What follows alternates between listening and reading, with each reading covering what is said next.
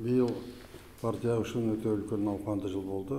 Мәжіліске депутаттарды сайлауға қатынасты. Ол жерде де партия мүшелері жеңіп шықты.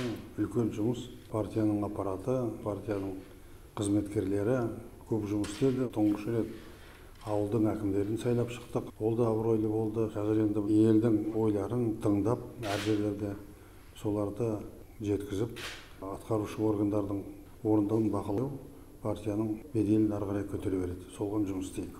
Билеуші партия ретінде біз әрине нақты істер партия ретінде көп жұмысты атқардық. Үгіт насихаттау жұмысын жолға қойдық. 86%-те біздің Нұр Отан партиясының кандидаттарды жеңіп шықты. Айқын жеңіс.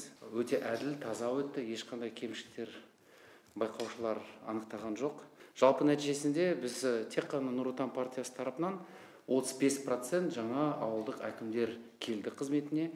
Жалпы сайлауды алған кезде 50%-тен астамы жаңарды әкімнің корпусы. Орташа жас 46 жас, 11% әйел азаматтар, 14% жастар.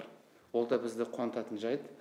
Партияның қатарына қазір жастар да келіп жатыр. Партия оларға әлеуметтік лифт жасап, қызметке әкелді. Өзіңіз тапсырмаңыз бойынша біз жылдың басынан бастап бірден берген уәделерді орындауға кірістік. 217 бағдарлама қабылданды. Әр қалада, әр ауданда, әр өңірде біз оны бақылауда ұстап отырмыз. Қазір 103 мыңнан астам халық партияға сұрақтармен жүгініп келді. Біздің депутаттарымыз, партияның мүшелері, мемлекеттік органдардың басшылары 20 мыңнан астам қабылдауларды өткізді.